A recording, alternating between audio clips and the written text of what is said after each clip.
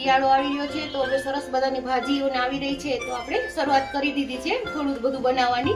તો આજે આપણે બનાવીશું મેથીના ગરમ ગરમ સરસ મજાના ગોટા. તો એના માટે આપણે એક લીધો છે 1 કપ જેટલું મેં બેસન લીધો છે કે ચણાનો લોટ જે આપણા ઘરમાં હોય એ, અને મેથી લીધી છે 1 થી 1.5 કપ જેટલી. એને 1 ચમચીથી 1.5 ચમચી જેટલો મેં રવો લીધો છે એને ક્રિસ્પી કરવા માટે. નમક ટેસ્ટ પ્રમાણે, સાકર બેલેન્સ કરવા માટે મેથીના ટેસ્ટને, લીલા મરચાં સુધારીને લીધા છે અને કોથમરી, લીંબુ અને સોડા. અને આમાં મેં ખાસ આપણો સિક્રેટ મસાલો છે, મેં સૂકા ધાણા અને મરી એને મેં અધકચરા શેકી લીધા છે થોડા, અને પછી અધકચરા વાટી લીધા છે ખાંડણીમાં, તમે જોઈ શકો છો. અને આના આપણે કરવું હોય તો મિક્સરમાં આપણે પલ્સ મોડ ઉપર પણ આપણે કરી શકીએ છીએ. અને હિંગ તળવા માટે તેલ, અને ઉપરથી આપણે થોડા નાખશું તલ. તો હવે આપણે બનાવવાની શરૂઆત કરીએ. તો સૌથી પહેલા આપણે બેટર બનાવીશું. બેટર બનાવવા માટે આપણે પહેલા લેશું ચણાનો લોટ.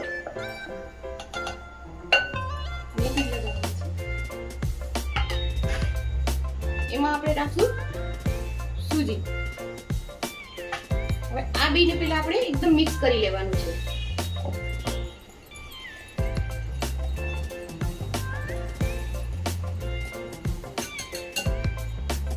એમાં આપણે મેથી નાખી દઈશું.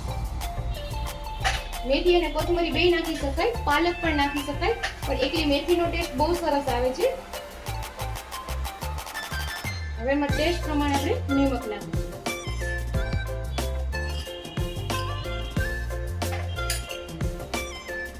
ધાણા, આની સુગંધ સરસ આવી રહી છે. આમાં હિંગનું પ્રમાણ વધારે જશે. લીલા મરચાં જેટલા આપણે તીખાશ જોઈતી હોય એટલા. અમારા ઘરમાં તીખાશ વધારે ખવાય છે એટલે હું વધારે નાખું છું. અને આમાં બને ત્યાં સુધી મેથી સુધારવાની નહીં, હાથેથી જ કટ કરી લેવાની. હવે એક વખત આપણે બધું હાથેથી મિક્સ કરીશું. હાથ મારે ધોયેલા જ છે ચોખ્ખા. હવે એમાં આપણે ધીમે ધીમે પાણી નાખતા જશું.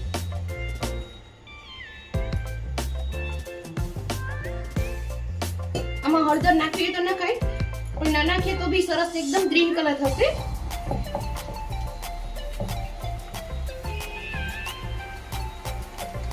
અને એને બનતા પણ વાર નથી લાગતી, તુરંત બની જાય છે.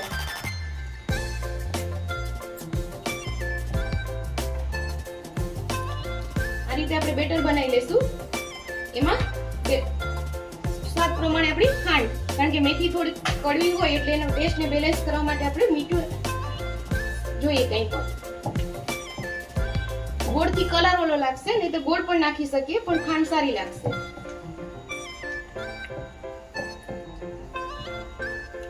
જો આમાં હળદર નાખવાની જરૂર જ નથી, એકદમ ગ્રીન કલરના આપણા ગોટા ઉતરશે.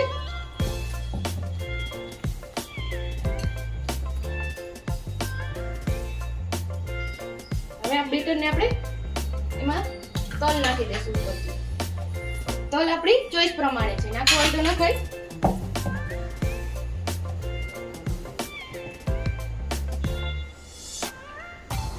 હવે એને આપણે 5 મિનિટ માટે રેસ્ટ આપીશું.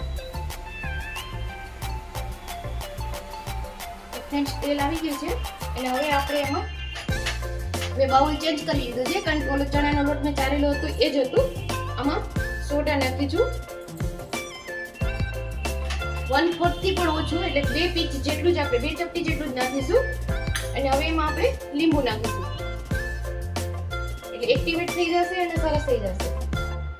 અને મેથીની જે કડવાશ છે એનો ટેસ્ટ પણ જતો રહેશે. હવે એકદમ આપણે હલાવી નાખીશું.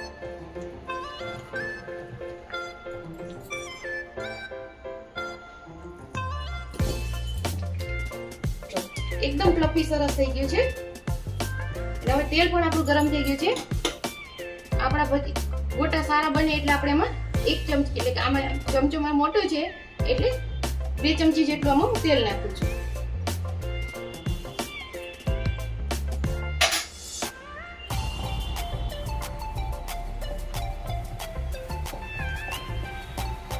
હવે આપણે તેલ આપણું આવી ગયું છે, જે પેલા ચેક કરી લઈએ.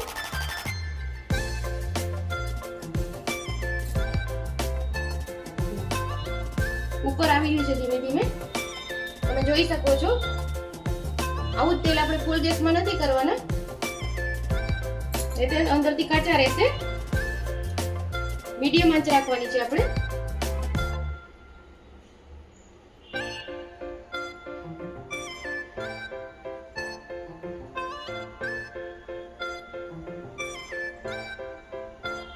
ધીમે ધીમે ઉપર આવી રહ્યા છે.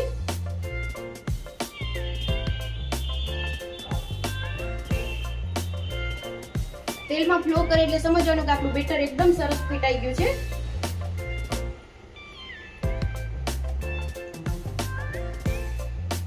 આનો શેપ ગોળ કે એવું નથી થતો.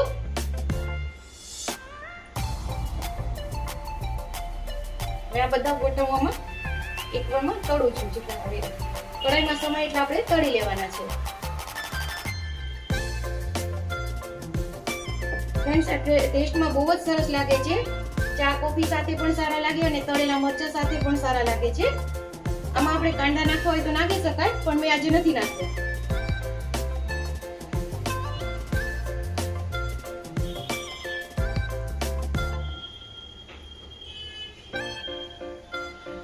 એકદમ સરસ ફૂલી રહ્યા છે.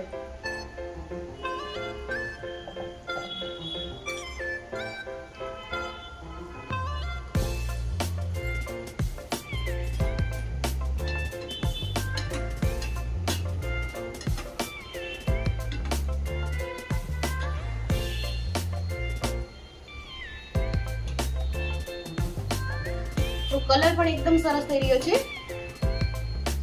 જે આપણે લારી પર મળતા હોય બહાર એવા જ બની રહ્યા છે. એકદમ સરસ હલવાઈ સ્ટાઈલ.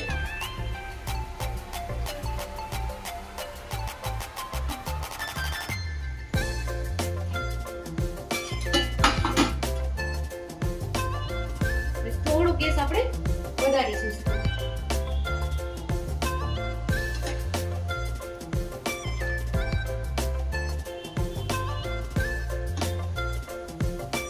હું તમને બતાવી જાળી પણ કેટલી સરસ પડે છે આમાં.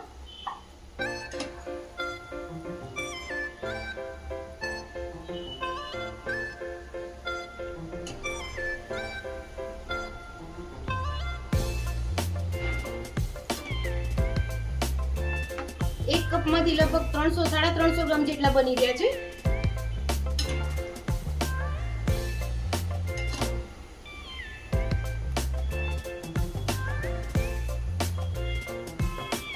હવે જો કલર ચેન્જ થઈ ગયો છે, એકદમ સરસ ગ્રીન આવી ગયો છે.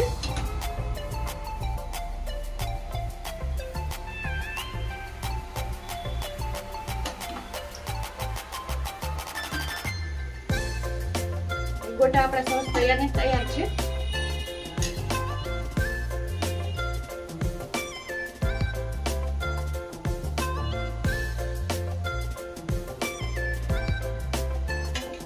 ગેસની ફ્લેમ આપણે લો કરી નાખશું અને આ રીતે જ બધા ગોટા તળી લઉં છું.